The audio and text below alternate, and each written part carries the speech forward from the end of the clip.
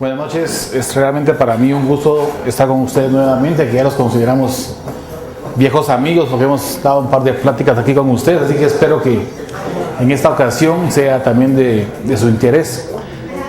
Realmente esta presentación la voy a dar próximamente en Argentina y me gustaría que oír sus comentarios y sus preguntas para poder ser más florida. Entonces van a haber algunas diapositivas relacionadas con el Congreso Panamericano a los cuales voy a asistir y voy a llevar esta presentación que es sobre las guías de manejo relacionadas con la rinitis alérgica y su impacto en el asma, que son las guías que ustedes han de haber conocido, que están difundidas a nivel mundial.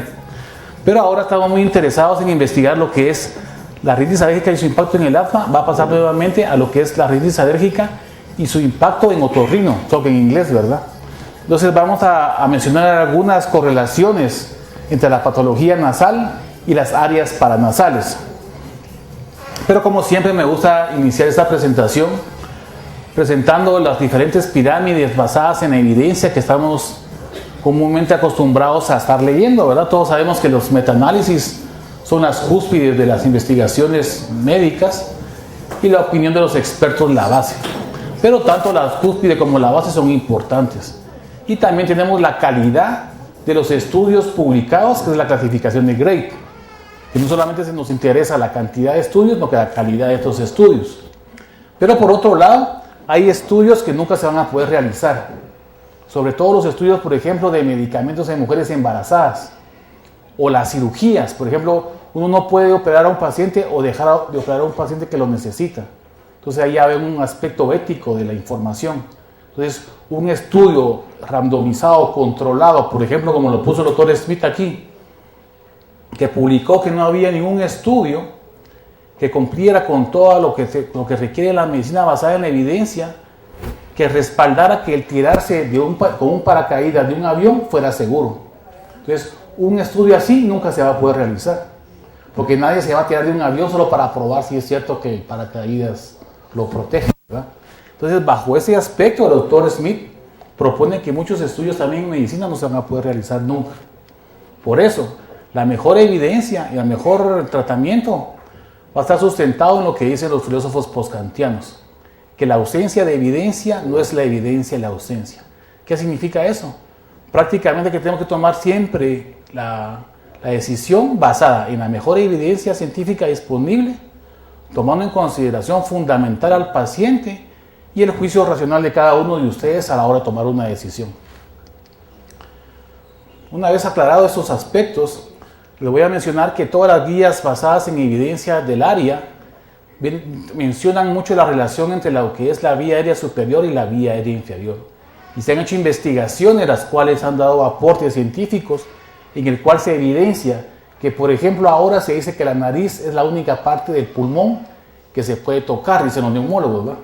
Pero es una forma indirecta de mencionar que, por ejemplo, un frote eosinofílico a nivel de la mucosa de la nariz les puede dar una interpretación de lo que está pasando a nivel pulmonar. Es por eso que toda la evidencia está sustentada en eso y la correlación es evidente, ¿verdad? Y hay varios aspectos que pueden influir de la nariz al aspecto del pulmón. Por ejemplo, si hay una afección nasal y uno comienza a respirar por la boca, ese aire frío, seco, que no está ni filtrado, ni humedecido, ni calentado, va a provocar más broncoespasmo. Por eso que los niños cuando tienen asma y respiran por la boca se ponen peor del pulmón. Así como eso, hay liberación de mediadores de la circulación sistémica, hay sustitución de la respiración nasal por la vía oral, secreciones que caen de la nariz hacia la vía aérea inferior y el reflejo nasobronquial, que es el estímulo a nivel nasal que hace que uno respire mejor. Que así se han hecho muchas investigaciones. Pero también la nariz tiene influencia sobre los senos paranasales, sobre los cornetes, cornete inferior, cornete medio, tabique, nasofaringe, aquí miran la trompa de Eustaquio que comunica hacia el oído, la orofaringe, la epiglotis, aquí se miran las cuerdas vocales, las cuales se cierran cuando hablamos y se abren cuando respiramos. Y en esa endoscopía del oído medio con una perforación pueden observar la trompa de Eustaquio, que es la comunicación que hay entre la nariz y el oído, que lo pueden ver en un video activo. Entonces, también hay estructuras paranasales que se ven influenciadas por el proceso inflamatorio de la rinitis alérgica. Eso es lo que vamos a comentar hoy brevemente. Aquí en Guatemala se han hecho estudios sobre la incidencia de la rinitis y en San Juan Ostuncalco, un estudiante de la Landívar expuso una presentación en el 2011 donde encontraron un 20% de la incidencia. Nosotros aquí en el Seguro Social encontramos aproximadamente un 30% de rinitis alérgica en los pacientes que asisten a la consulta externa de otorrino. Y ese proceso inflamatorio lo clasificamos según las guías de manejo, que pueden ser intermitentes si son 4 días por semana o menos de un mes, o persistentes si son 4 días por semana o más de un mes. Nosotros aquí en el estudio encontramos que es persistente. ¿Por qué? Porque la ciudad de Guatemala, la Antigua y Carretera de Salvador son lugares bien húmedos, con alto nivel de polinización, con alto nivel de ácaros. Entonces estamos en un país de la eterna primavera, pero también eterna alergia. Entonces cuando la gente viaja y va al Sahara o va a Estados Unidos a esquiar, allá va a estar mejor. Pero cuando viene para acá a Guatemala, la Antigua o Carretera de Salvador o aquí la ciudad, se va a poner peor. Entonces eso nos demuestra que efectivamente tenemos una incidencia alta. Y en cuanto a la calidad de vida, tenemos una incidencia moderada a severa. ¿Qué significa esto? Que el dormir, que el trabajar, que las actividades sociales se ven influidas por la misma rinitis alérgica que encontramos en la población. Entonces también es moderado a severo. En cuanto a los síntomas nasales, prácticamente el que mayor sintomatología nos da en nuestro estudio que investigamos aquí en el Seguro Social fue la obstrucción nasal. Entonces toda la gente tiene rinorrea, tiene picazón y estornudos, pero lo que más les afecta a la hora de trabajar o actividades sociales es la obstrucción, como lo pueden ver aquí. Entonces, ¿hacia dónde va dirigido el tratamiento? Básicamente, de acuerdo a las guías de manejo internacionales. Y son intermitentes o leves, antihistamínicos no sedativos, generalmente de segunda generación. Descongestivos los deben de utilizar menos de 10 días, porque si no, les puede provocar una rinitis medicamentosa. Evitar el alérgeno definitivamente y también la inmunoterapia. Y cuando esto sube de escalón, podemos utilizar cromonas y esteroides intranasales para dar un tratamiento apropiado.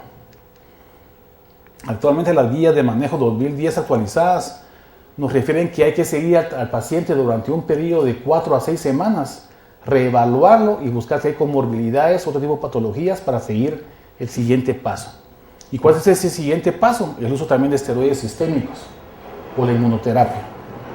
Esta es una gráfica donde pueden observar cómo por grados se va dejando antihistamínicos y descongestivos en el grado inicial, luego se agraden esteroides intranasales, antihistamínico no sedante y descongestionante, y después curso de esteroides sistémicos. Y luego hay que volver a bajar, en resumidas cuentas. Pero, como todo en la medicina, todo es relativo y hay muchos factores que influyen sobre la enfermedad, factores anatómicos, genéticos, medioambientales, la contaminación, altura sobre el nivel del mar y también el calentamiento global. ¿Y hay pruebas del calentamiento global? Por supuesto que sí. Aquí le voy a enseñar una, miren. La tendencia a la desaparición de la ropa interior femenina conforme ha ido aumentando el calentamiento global. Pero por supuesto que hay otras más científicas que estas, ¿no? Entonces, las guías de manejo refieren esto, miren, para que tengan más claro. Esto salió en este año, en el 2012, en el Allergy. Primero, uno califica la enfermedad como leve, moderada, severa. Si es moderada, severa, tratamiento de primera línea, que son esteroides y antihistamínicos, por 2 a 4 semanas. Si eso no mejora, entra el tratamiento de segunda línea, que ahí entran los esteroides sistémicos, los tomados, ¿verdad? Evitar irritantes, alérgenos y se puede considerar inmunoterapia. Y si no, considerar otros diagnósticos, excluir patología concomitante, considerar inmunoterapia o considerar la cirugía, dependiendo de la patología que esté más afectada al paciente. La que encontramos más frecuentemente aquí en Guatemala es la obstrucción. ¿Y qué es lo que encontramos? La hipertrofia de cornetes. Entonces se puede resecar con microdebridación, con radiofrecuencia, con resección y cauterización. Y hay muchas técnicas, pero realmente va a depender del paciente. Algunos no hay que operarlos y otros sí. Y todo va a estar de acuerdo a las escalas y las guías de manejo. ¿Qué es lo que dice la evidencia? La evidencia dice que no hay estudios que tengan validados todos los requisitos necesarios de la medicina basada en la evidencia para sustentar la cirugía. Pero es por lo que les digo. Ustedes no pueden dejar de operar a un paciente que lo necesita y no, tampoco pueden operar a un paciente que no lo necesita, no es ético. Entonces, si tiene alguna rinitis aquí, entonces como entra a un estudio aleatorizado, lo opero porque entra al estudio y no necesita operación, entonces no se puede hacer, no es ético. Entonces, estos estudios nunca los vamos a poder realizar, nunca los van a encontrar, a menos que sea unos nazis o saber quién ahí haciendo estudios que no debe hacer. Pero en términos generales no se puede. Por otro lado, si ustedes encuentran una desviación del tabique nasal que hace contacto con la pared lateral nasal, ese contacto produce una neuralgia del trigémino. Entonces esto se llama cefalea de Sluder. Si ustedes miran a este paciente en su clínica y le ponen oximetazolina, que es un vasoconstrictor, y se alivia del dolor de cabeza, significa que es una cefalea de Sluder. Y ese tipo de patología sí hay que operarlo, porque así curan la cefalea. Entonces actualmente se está utilizando lo que es la cirugía endoscópica, que son disecciones endoscópicas del septum del espolón, que es en este caso el espolón que está contactando a la pared lateral nasal, se reseca y luego se ponen unos puntitos transfictivos y el paciente sale bien. Aquí pueden ver el control postoperatorio, bueno, transoperatorio, donde se recupera la función normal del cornete de medio, que era el espolón que tenían anteriormente, y luego se ponen puntos transfictivos para no dejar tapones. Entonces la gente sale respirando por la nariz de sala de operaciones, sin tapones. ¿Y qué evidencia hay actualmente de este tipo de procedimientos? La septoplastía mejora la calidad de vida de los pacientes con desviación septal en pacientes con rinitis alérgica, o sea que mejoran la obstrucción, la rinorrea, el estornudo y la picazón en algunos casos, no siempre. Pero por otro lado, ¿cómo influye la septoplastía en cuanto a la septoplastía de acuerdo a la rinitis? Va a depender. Si uno opera pacientes con desviación septal sin rinitis, se van a mejorar más. Y si lo operan con rinitis, se va a mejorar menos. ¿Por qué? Porque realmente la cirugía no va a curar la alergia. La cirugía lo que cura es la obstrucción. Y eso es lo que hay que explicar a los pacientes, ¿verdad? Por eso hay que ser muy selectivo a la hora de decidir un procedimiento de estos. Y en niños, antes se creía que no se debía operar a niños, porque el crecimiento macizo-facial podía influir. Pero se ha visto en la actualidad que esos estudios que se hicieron en animales no correlacionaban con los niños en la vida real. Entonces, si un niño nace con una desviación septal por un trauma al momento del nacimiento, hay que operarlo. Si ustedes tienen niños con atresia de Kuhne bilateral y no se operan al momento del nacimiento, ¿qué pasa? Los niños se pueden morir. ¿Por qué? Porque los niños son respiradores nasales, no bucales. Entonces, por eso urge operarlos. Si son unilateralmente, los pueden esperar, pero va a tener afecciones de crecimiento facial, una mala oclusión dental, un ángulo mandibular abierto y influye mucho. Entonces, hay evidencia que refiere al respecto de esto. Ustedes pueden observar una desviación septal sencillamente elevando la punta de la nariz, sin necesidad de utilizar endoscopio ni nada. Miren cómo está desviado el tabique aquí. Este es el borde caudal, miren. Y ahí están los cornetes, que son azules en algunos aspectos. Entonces lo pueden observar a simple vista, o también pueden hacerlo con otoscopios. Aquí está el cornete, miren. Y es azul porque tiene muchos eosinófilos. Entonces hay rinitis eosinofílica y también no hay eosinofílica. Y hay vasomotora, y hay hormonal, y hay química, y hay de todo. Entonces también hay que tener en cuenta eso. También se puede afectar la rinitis alérgica, también puede afectar otro tipo de patologías, por ejemplo, los procesos virales. ¿Y los procesos virales pueden actuar sobre la sinusitis? Definitivamente que sí, hay mucha evidencia científica que demuestra epidemiológicamente, sintomatológicamente y algunas alteraciones humorales que demuestran que la gente que tiene rinitis alérgica más cuadros virales empeoran. Es lógico, ¿verdad? Pero demostrarlo realmente con evidencia científica cuesta. Pero al hacer una revisión actualizada sobre la evidencia que respalda esto, los que están en contra, nos demuestra que realmente sí afecta los cuadros virales, los procesos alérgicos y los procesos bacterianos, definitivamente. Tan es así que ahora se está tendiendo a utilizar los esteroides tópicos nasales para tratar los cuadros de rinosinusitis aguda, sean estas virales o bacterianas. ¿Por qué? Porque disminuyen el área del complejo osteomiatal, la inflamación. Entonces, al mejorar el complejo osteomiatal, tienden a mejorar el transporte mucociliar y la evidencia lo demuestra, ¿verdad? Entonces, actúa más como proceso inflamatorio que como una reacción alérgica. Pero definitivamente hay que tomar en consideración esto. ¿Qué es lo que sucede? Prácticamente en el área del complejo osteomiatal observamos las secreciones que vienen saliendo del óseo en el seno maxilar. Vienen por aquí abajo, suben para acá y drenan para acá normalmente. Se produce 1,5 litros al día de secreciones si lo tragamos y no lo sentimos. Cuando esto se obstruye por alguna razón, sea esta mecánica, viral, alérgica o la que sea, esta obstrucción aumenta la cantidad de flemas, secreciones y edema, crea un medio de cultivo ideal para la proliferación bacteriana y es cuando se da el cuadro bacteriano. Entonces, ¿es bacteriana, es la bacteria la causa de la sinusitis? ¿Qué piensan ustedes? No va. Exacto. Las enfermedades son multifactoriales. La bacteria llega ahí a proliferar porque hay un medio de cultivo ideal. Pero lo que causó la obstrucción a ese nivel pudo haber sido una desviación septal, una rinitis alérgica, un proceso viral, que es lo que más comúnmente pasa, ¿no? Y eso nos va a dar ciertas manifestaciones, nos va a dar edema, alteración del transporte mucociliar y moco y rinorrea. Congestión, dolor, mal olfato, etc. De acuerdo a la clasificación clínica, los primeros días todos los procesos suelen ser virales, un 98% en estos casos. Después de 10 días pues, se convierten en bacterianos. Pero ¿qué pasa en este periodo entre 5 y 10 días? Se llama rinosinusitis polvírica, que no es ni viral ni bacteriano. Entonces, ¿qué dejan ustedes en esos casos? ¿Dejan antibióticos o no? Va a depender, ¿verdad? Entonces, por ejemplo, si lo que yo hago, si hay un paciente que tiene un coeficiente intelectual apropiado y entiende lo que trato de explicarle, le digo, ¿sabe qué? Tuve tratamiento sintomático por 48 horas y si empeora, toma el antibiótico, si no, no. Porque si a todos les dejamos antibióticos aquí a los 5 días, vamos a estar tratando un 90% de las veces cuadros virales. Entonces estamos sobreutilizando los antibióticos en cuadros virales. Entonces realmente el problema son estos 5 días. Antes damos tratamiento médico y después damos antibiótico. Pero aquí es donde tienen que tener ustedes atención y tratar de educar bien al paciente.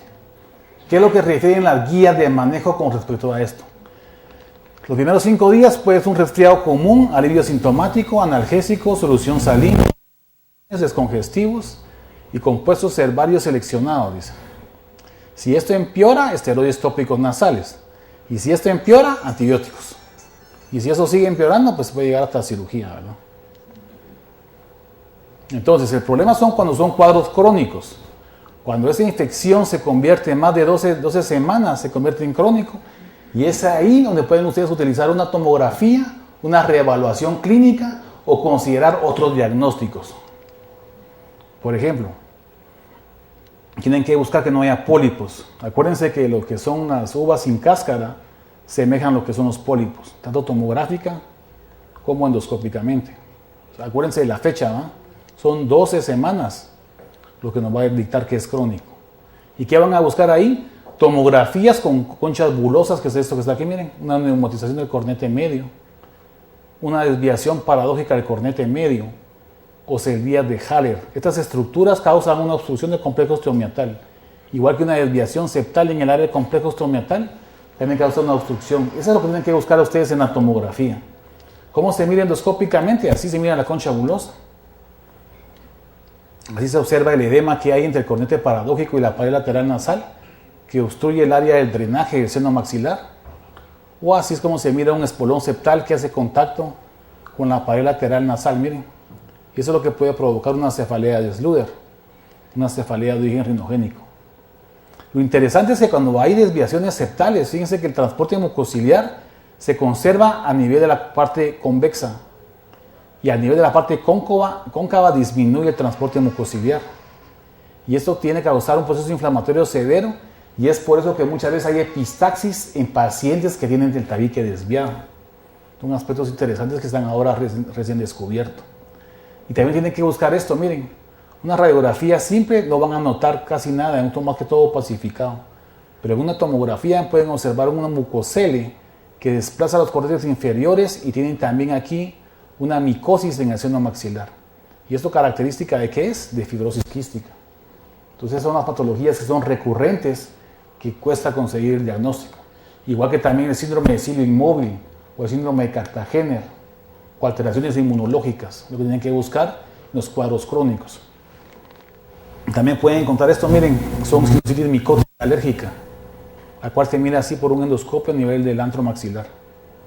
Eso, aunque no lo crean, hay que tratarlo con lavado y con esteroides. Eso es ilógico, ¿no? Pero realmente el efecto de los esteroides tópicos, no sistémicos, ayuda a desinflamar el área y cura el cuadro de una sinusitis micótica si ha sido extraído quirúrgicamente. Si no, va a seguir mal, ¿verdad? Entonces, esa es una indicación para operar. Y también cuerpos extraños, que también pueden ser cuerpos extraños que lleven años ahí, por ejemplo, en este caso, ¿no? Este paciente consultó porque sentía que tenía un tumor en la nariz, tenía 35 años de edad. Lo que tenía realmente era un borrador, que se lo metió cuando era niñito, tenía tal vez unos 3 o 4 años, se lo metió, y el cuerpo fue encapsulando el cuerpo extraño hasta volverlo un rinolito, se llama esto. Y no es tan raro, no crean, esos son casos aquí en Guatemala, no son casos de otro lado. Este otro, mira, aquí pusieron una zona nasogástrica por la nariz, pero la fueron a alojar al cerebro. Entonces vean también cómo puede llegar a causar un problema de ese tipo, ¿no? Y este otro que se metió, bueno, él dice que le entró un mosquito, pero lo que le había entrado realmente fue un proyectil de arma de fuego que se alojó en la base del cráneo. Y así hay un montón, ¿verdad? Esto es lo que les mencionaba a mí, en la atresia de Cohen realmente da un problema porque no puede respirar el niño. Entonces actualmente estamos tratándolo por vía endoscópica, el cual el niño se recupera más rápidamente y puede llevar una vida normal. Las recomendaciones para tratamiento de la sinusitis crónica sin pólipos básicamente son esteroides tópicos nasales e irrigación. Si no mejora, tomografías para buscar otros diagnósticos, y si no mejora, darle seguimiento y considerar la posibilidad de una cirugía. Entonces los pólipos es una indicación relativa de cirugía. No hay que operar todos los pólipos y hay que ver también qué tipo de incidencia tiene y hasta dónde puede recurrir la enfermedad. La solución salina es algo muy interesante, que fíjese que la mejor solución salina es la isotónica a temperatura de más o menos 40 grados centígrados. Es la que mejor aumenta el transporte mucociliar y mejor limpia los senos paranasales. Si ustedes utilizan una solución salina hipertónica, es buena cuando hay edema de la mucosa.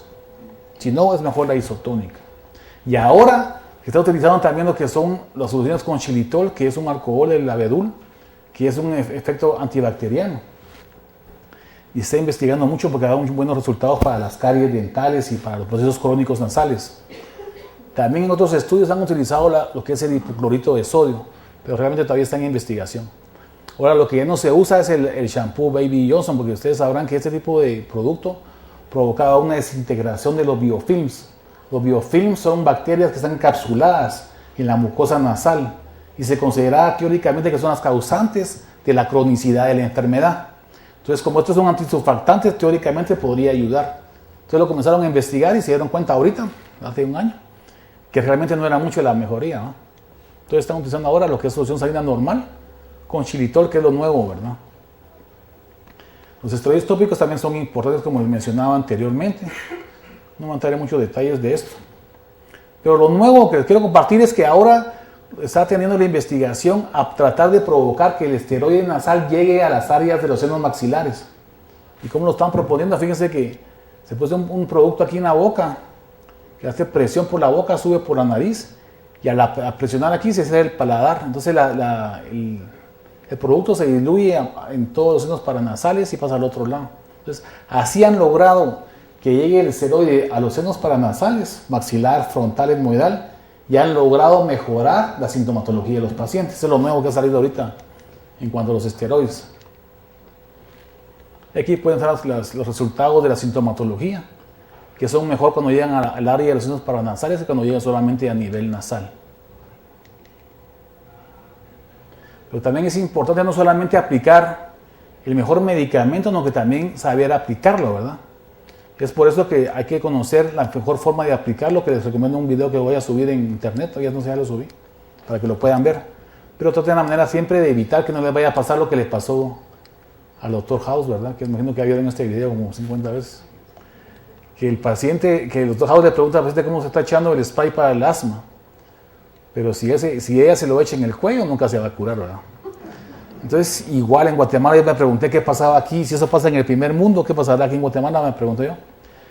Y una paciente echaba el spray como que era perfume y se ponía a olerlo así. Entonces, así nunca se va a mejorar, aunque sea el mejor producto del mundo. Entonces, esa relación médico-paciente que tenemos nosotros más metida en nuestra educación latinoamericana, no la perdamos, ¿verdad? Sigamos teniendo esa relación y explicando al paciente, tomándonos el tiempo apropiado para explicar cómo tomar los medicamentos, cómo aplicárselos apropiadamente.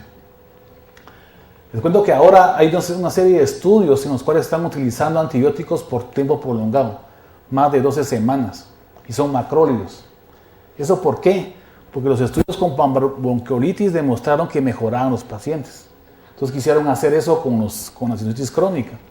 Y algunos estudios han demostrado que en pacientes que tienen inmunoglobulina E normal, sí mejoró la sintomatología. Entonces cada día más están investigando si realmente esto actúa en una forma de inmunomodulador como antiinflamatorio más que como antibiótico. Entonces están utilizando dosis muy bajas, menos de la mitad. Y teóricamente, según los estudios que estamos revisando hace poco, no hay un aumento en cuanto a la resistencia. Eso todavía está en un proyecto de investigación, o sea, no pueden tomar una decisión así, pero solo les cuento para que sepan por dónde van los estudios ahorita. Lo importante ahora es que salió publicado este año que uno ya puede tomar en consideración cuándo está controlada la enfermedad y cuándo está sin control. Si tiene afecciones en el bloqueo, rinorrea, olfacción, disturbios del sueño, con una endoscopía patológica o medicación sistémica un mes antes, cualquiera de estas, está parcialmente controlado si tiene alguno de estos. Si tiene 2 o 3, ya es sin control. Entonces, ¿lo que pasa? Hay que considerar otro diagnóstico o sencillamente operar al paciente de acuerdo a la patología que tenga, ¿no? Porque antes se decía, de tratamiento médico y cuando este falla, mándelo para cirugía. Pero ¿cuándo es ese tratamiento médico inadecuado? Entonces, para eso se controla ahora que deben ser por lo menos son de 4 a 6 semanas, un mes y medio para el primer estadio, y otro tiempo igual, son prácticamente 3 meses de tratamiento, incluso con esteroides sistémicos. También en Europa también hay gotas de esteroides tópicos, doxiciclina que teóricamente disminuye los pólipos también. Y si no, pues considerar la cirugía, ¿no? La cirugía, ¿qué ha demostrado? Pues realmente ha demostrado que sí es efectiva en cuanto a mejorar la calidad de vida. Pero de mejorar que disminuye algún síntoma específico, solamente lo que es la obstrucción nasal y parcialmente la rinorrea. El resto de estudios han demostrado beneficio en calidad de vida, prácticamente. Y como les decía al principio, no se pueden hacer dobleseos porque el cirujano que opera sabe que está operando, ¿verdad? Entonces no pueden quitar el doble ciego a la hora de meterlo a un paciente en un estudio como debe de ser. También la estandarización, no todos los cirujanos tienen la misma capacidad para operar, ni todos los pacientes son iguales, ¿verdad? Cada cirugía es dependiendo del paciente. Y así cada una de estas patologías hay que tomar en consideración a la hora de tomar una decisión específica. Se hizo estudios que hicieron en Inglaterra, fíjense que comenzaron a evaluar qué estaban haciendo los cirujanos en Inglaterra, los otorrinos, y cómo les estaba yendo. A mí me parece interesante este artículo. Entonces, una forma como de tamizaje, y ver quién está trabajando bien y quién está trabajando mal. Y realmente vieron que, lo bueno fue que la mayoría de pacientes operados tenían buenos resultados a largo plazo, ¿verdad? Entonces ellos hacen una especie como de auditoría médica, pero quirúrgica. Y eso les demostró en más de 10,000 casos que habían mejorado. Y lo que les decía, ¿verdad? Que la obstrucción nasal, el dolor y la hiposmia mejoraban ostensiblemente, tanto así como la calidad de vida, ¿verdad? Que ha mejorado mucho. Y si no operamos a los pacientes, ¿qué les puede pasar? Les puede pasar esto, miren, que son mucoceles. Una obstrucción del complejo estomacal permanente provoca un desplazamiento de la masa de líquido y sale secreción purulenta. Aquí miren en este caso, se mira algo bien ahí. Se mira el pus que está desplazando todo el seno frontal, el seno etmoidal en este caso, el seno esfenoidal en este otro caso, el cual puede provocar hasta ceguera. Entonces una sinusitis se puede convertir en un problema cerebral, en una meningitis o en un mucocele. No todos se van a convertir en eso, pero algunos se pueden convertir. Entonces, para evitar eso, es mejor tratar apropiadamente al paciente cuando lo necesita, ¿verdad? Otra afección de la rinitis alérgica también son los pólipos nasales, también que comentamos con anterioridad. Lo interesante de esto es que los pólipos generales y los pólipos con alergia son prácticamente los mismos, miren. Se ven más en pacientes que tienen asma o aquellos que están influenciados por la aspirina. ¿Por qué? Porque se cree que hay un tipo de patología a nivel estructural del pólipo que lo hace responder a mayor cantidad. Pero hay pólipos diferentes. Por ejemplo, en este caso hay pólipos que pueden salir por la nariz, que pueden llegar a la orofaringe que el paciente los puede comenzar a tragar. Se llaman pólipos antroconales. Pero se parece mucho a un pólipo etmoidoconal como este, a un angiofibroma que es este que está aquí, miren. Es difícil diferenciarlos realmente clínicamente. Y aquí en Mesoamérica es alto el porcentaje de angiofibromas, que son esos que están aquí. Son tumores vascularizados con una obstrucción nasal unilateral y epistaxis. Cuando ustedes vean varones entre los 10 y 20 años de edad con sangrado por la nariz, que está tapado del mismo lado, tienen que descartar que no tengan un angiofibroma. ¿Por qué? Porque eso puede matar a un paciente. Fíjese que la incidencia de angiofibromas aquí en Guatemala son más o menos 10 por año. Y en México, Afganistán y en la India son de 5, 8 y 10. Pero si ustedes observan la cantidad de gente que vive en México, son 140 millones, ¿no? ¿De aquí somos cuántos? 14. Entonces la proporción es muy alta. Y eso sucede desde el sur de México hasta el norte de Colombia, toda esta área de aquí. ¿Por qué? No se sabe. Pero lo importante es que ustedes sepan diagnosticarlo. Porque en la mayor parte de los casos que llegan a San Juan de Dios o al Seguro Social, llegan así, miren, tumores que desplazan la mejilla, que están por arriba del arco cigomático. Aquí se mira la tomografía, miren. Se meten a la base del cráneo y pueden matar a un paciente. Y en este caso, tenía hasta un aneurisma cerebral. Entonces, aquí tenemos que hacer un abordaje grande, ¿verdad? Un abordaje abierto. Aunque cuando son pequeños también los podemos hacer por vía endoscópica, pero en este caso hay que hacerlos abiertos. Y muchas veces se mueren los niños, ¿verdad? Sobre todo del altiplano, de Shela, de por ahí. Entonces, por favor, cuando vean un caso así, mejor traten de la manera de descartar que no haya algo más severo. Y en este caso del tratamiento crónico de los pólipos, también esteroides, ¿no? Irrigación con fluoxetina, gotas de esteroides y considerar doxiciclina porque es el único antibiótico que ha demostrado que disminuye el tamaño del pólipo. De aquí está la evidencia sobre el uso de esteroides en los pacientes con pólipos, el uso a nivel de los senos paranasales que les mencionaba con anterioridad en la sinusitis abierta, con cirugía y sin cirugía, la cual mejora con cirugía. Entonces sí conviene operar a los pacientes para que se estén más aliviados, ¿verdad? Y el sistema de aplicación que a nivel nasal mejora menos que cuando son inhaladores con presión, de alto volumen se llaman algunos, que usan más de 60 centímetros cúbicos. Los esteroides tópicos, los locales, los sistémicos, también son útiles para disminuir el volumen del tamaño de los pólipos. Incluso nosotros lo utilizamos para preoperatorio. ¿Por qué? Porque disminuye tanto el tamaño de los pólipos que se pueden tratar quirúrgicamente por vía endoscópica. Pero acuérdense que los esteroides sistémicos también tienen riesgos, ¿verdad? Entonces hay que utilizarlos apropiadamente durante el tiempo necesario y no exceder en su uso, porque son buenos, bien aplicados por cortos periodos de tiempo, en el caso de los pólipos nasales, que es lo que más miramos nosotros como otorrinos, ¿verdad? Y hay mucha evidencia que respalda este tipo de utilización. Antibióticos cortos tienen poco efecto y son un alivio sintomático durante periodos cortos de cuadros de sinusitis con pólipos, pero a largo plazo no. Lo que les decía, este fue el estudio de Bansil, que fue el que demostró que la doxiciclina sí disminuye el tamaño de los pólipos. Entonces se lo pueden utilizar relativamente, pero son 3 semanas de tratamiento a 100 miligramos por día. Pero no lo va a curar, ¿verdad? Entonces al dejar de usar el tratamiento, vuelve otra vez a crecer. Antibióticos prolongados, lo que les mencionaba de la panbronquiolitis, que también ha demostrado cierto grado de eficacia, pero no cura tampoco las enfermedades. La irrigación es más que todo un alivio sintomático y lo pueden utilizar, ya sea con duchas, con lavados, solución salina isotónica, como les decía, al tiempo o calientes. Frías nunca lo usen, porque aparte de todo da dolor de cabeza. Y en esos casos pues podemos utilizar lo que es la cirugía endoscópica, como todo eso ya ha fallado, hacer una cirugía endoscópica con un bisturí, con bisturí frío. Aquí estamos haciendo un abordaje seno frontal, también con bisturí frío y con brocas y debridación.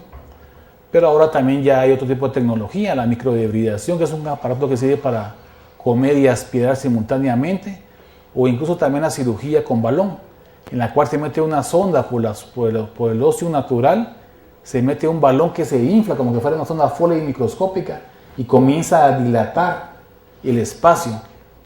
Aquí pueden observar la luz, porque tiene una luz adentro que uno puede observar con fluoroscopía o con transiluminación.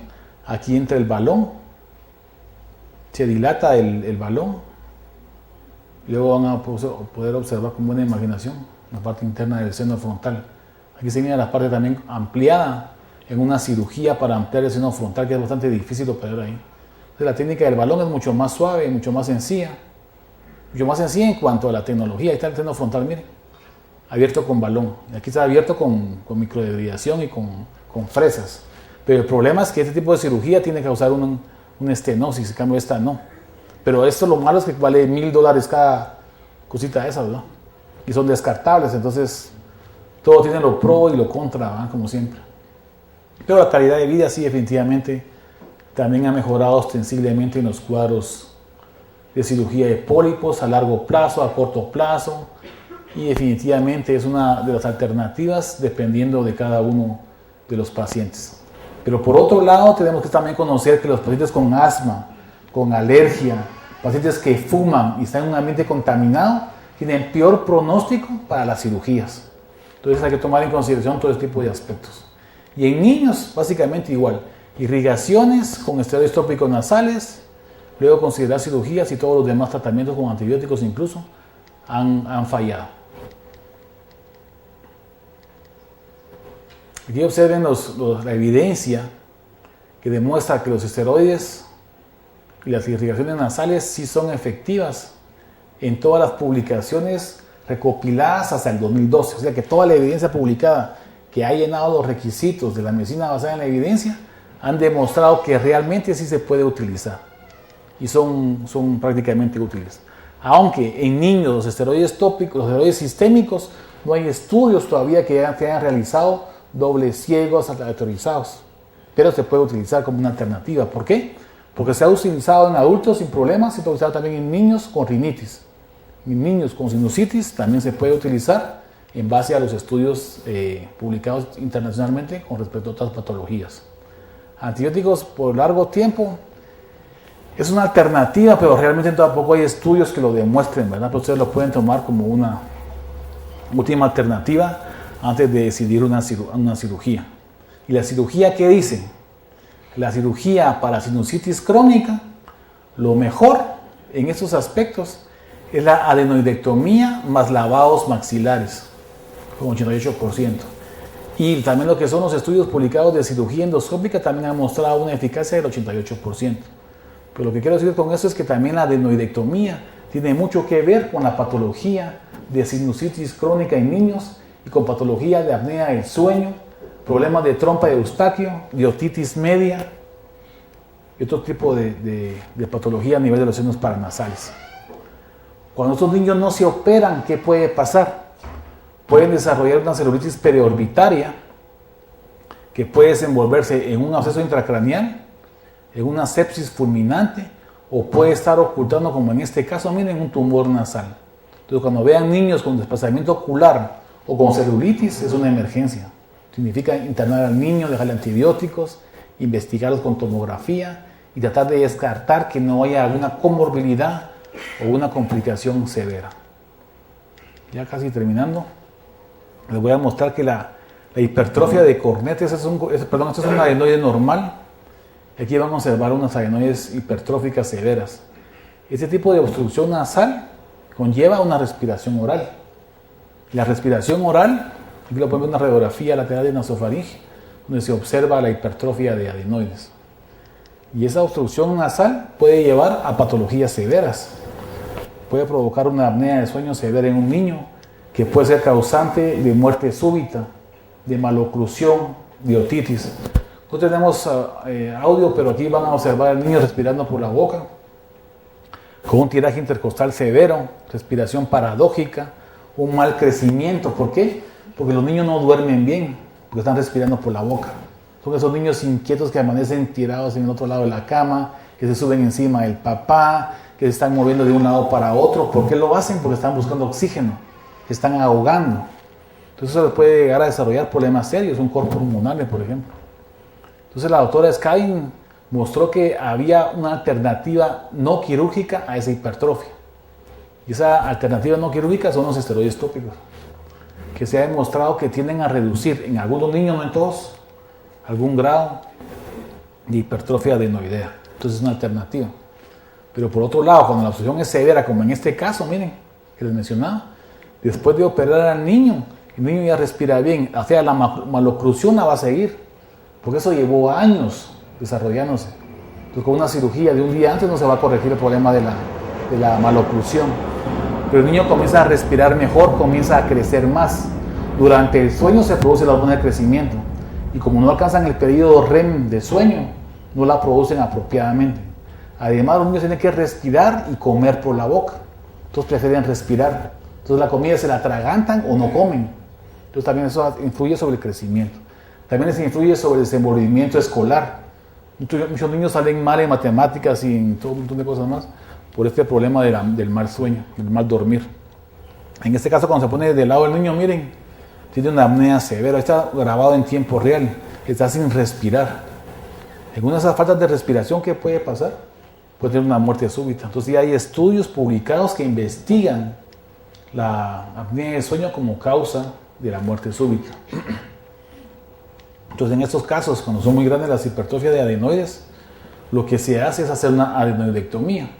Se puede resecar con cauterio, se puede usar coagulación, legra, microdebridación o sencillamente un cauterio monopolar. Bueno, sea la técnica que sea, siempre hay que dejar un tratamiento apropiado, preoperatorio, para que disminuya el sangrado.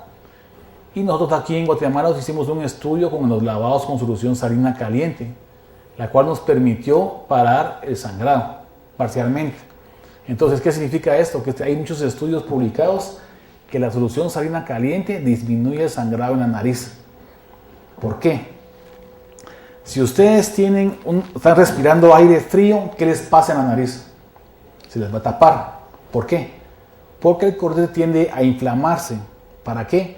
Para calentar, filtrar y humedecer el aire más apropiadamente. Si ustedes están respirando en el puerto o en un clima caliente, el cornete deja de trabajar. Entonces tiene un cierto grado de vasoconstricción. Entonces ustedes respiran mejor en aire caliente que en aire frío. Entonces el calor que produce en el cornete, vasoconstricción. Entonces el agua caliente para sangrados nasales puede parar las epistaxis posteriores, los sangrados nasales anteriores. Y bajo esos principios hay muchos estudios publicados que se usa agua caliente para parar el sangrado de la nariz. Entonces, tomando como principio eso, nosotros lo utilizamos en la adenoidectomía y también disminuye. ¿Por qué? Porque el reflejo vascular a nivel nasal actúa diferente a todo el cuerpo. ¿Por qué? Porque es el órgano que sirve para filtrar, para humedecer y para calentar el aire que respiramos. Y es la única parte en la cual ustedes, al poner agua caliente, van a parar una hemorragia. En otro lado tienen que poner agua fría, ¿no? Bajo ese principio hicimos este estudio y realmente confirmó lo que estamos platicando aquí con ustedes. También hay estudios publicados también a nivel internacional. Y la apnea de sueño también les afecta a nivel laboral. Cuando la gente está trabajando y van de aquí a Puerto Barrios y toman un antihistamínico de primera generación y no han dormido en 3 semanas, es lo más fácil que haya un accidente, ¿no? Entonces, una apnea de sueño puede matar a un paciente o a mucha gente. Un accidente automovilístico, tiene dolores de cabeza, faltas de concentración, incluso también tiene mala relación marital. Tan es así que, como ustedes ven en este video que les voy a dar, además de la libido sexual que se ve disminuida, afecta la calidad de vida del paciente que está a la par del paciente que está enfermo. Como en este caso, el señor comienza a roncar aquí y el niño comienza a brincar, ¿verdad? Entonces ese niño tiene un mal dormir porque el que está malo es el señor. Pero si este niño fuera la esposa, primero lo empuja, lo patea, lo cambia de capa, después cambia de casa, después cambia el marido, porque la principal causa de divorcio en Estados Unidos es la apnea del sueño, la roncopatía. Y entonces en una estadística van a ver que más o menos el 80% de los que estamos aquí roncamos. Pero el ronquido, apnea del sueño, es una patología severa. La apnea del sueño puede llevarlos a tener también un infarto, un derrame o una arritmia. Entonces, ahora que se ha comenzado a entender bien esa fisiopatología, se ha comenzado a tratar a los pacientes apropiadamente. Y cuando se mira una apnea del sueño en un niño que tiene su abuelo que se murió de un infarto y el papá roncador y obeso, es mejor tratarlos cuando son jóvenes y no cuando tienen ya problemas serios. Tan es así que ahora también se está investigando lo que son la cirugía, aparte de amígdalas y adenoides, también los cornetes, los cuales nos van a ayudar a disminuir el volumen y a respirar mejor. Por último, solo les quiero enseñar unas pruebas más del calentamiento global. a nivel de lo que es la costa mediterránea de Barcelona, ya la gente anda sin nada arriba.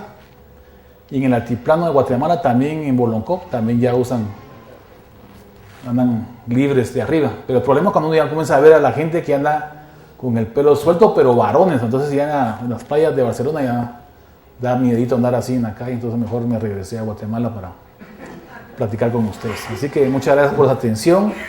Quedamos abiertos a dudas, comentarios o casos que quieran discutir. Muchas gracias.